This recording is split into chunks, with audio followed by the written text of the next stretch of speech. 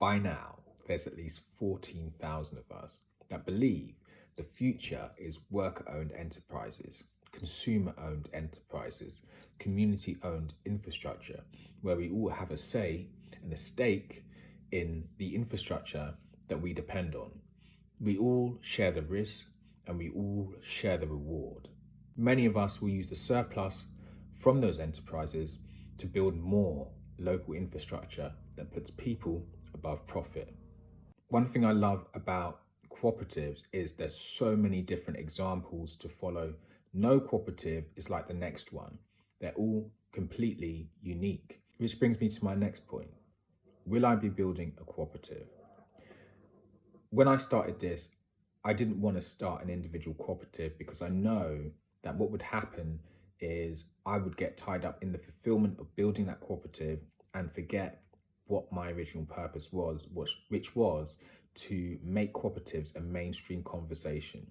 What's lacking in the movement at the moment is that cooperatives don't have a unified voice and they're not very good at telling their stories.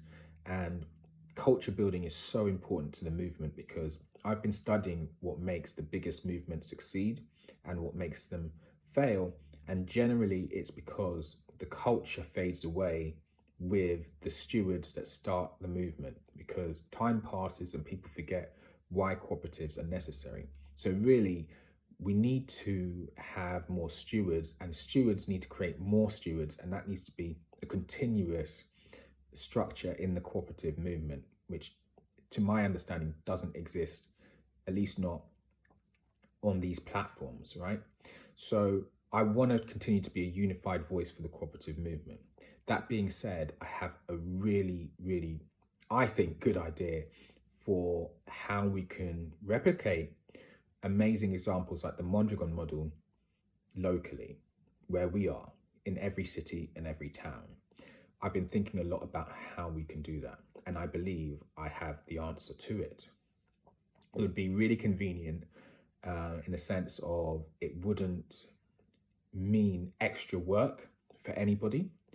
Maybe me at the start to get it started and anybody who would like to support, but it would really be convenient, save us time, and it would build local infrastructure by using the digital infrastructure we have today. So it takes the best things about Mondragon, the best things about Emilia-Romagna, and the best things about the infrastructure we have today, and we bring them all together.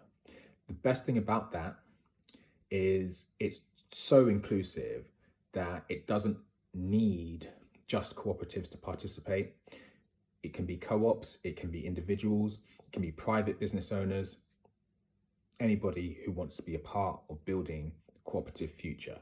Now, I am wary that I don't want this initiative to dominate the original purpose of co-op evolution, and so I'm not in a rush to start building it. I remember saying to you that this is an educational phase, and I haven't forgotten that. We need to understand cooperatives. We need to understand what makes them succeed, what makes them fail, what makes them fade. And we need to learn from the mistakes of the past, learn from the successes of the past and the present, and support the existing infrastructure that is already there. So we will continue to educate ourselves as we go forward, and I will take my time in educating and researching and learning myself. Hopefully towards the end of the year and the start of the new year is when we enter the building phase, and that is where things are going to go up a level. I'm very excited about that. And many of you won't know this, but already there's so many of you reaching out to me saying, I'm thinking about starting a business, or I'm thinking about converting my business into a cooperative, or I'm about to acquire a business. I want to learn more about cooperatives.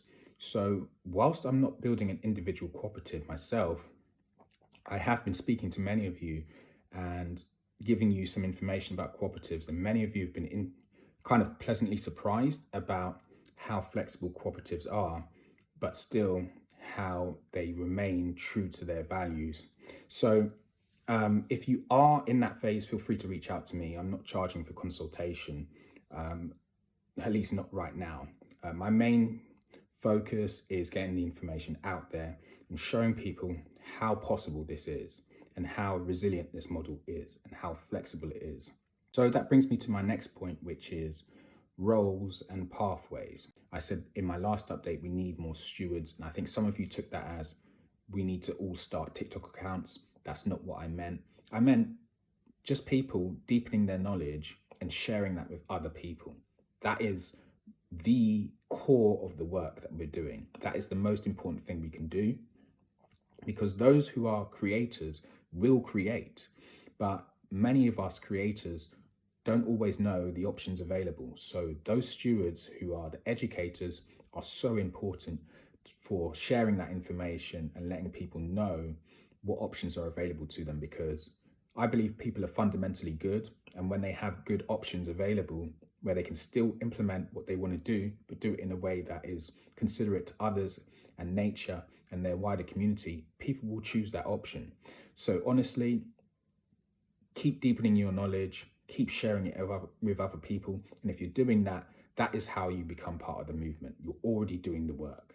I'll soon be doing a series on roles and pathways, and you can find that obviously on my TikTok or on my YouTube, but I'll also be putting it into PDF format and into print format and audiobook format, so none of that information gets lost.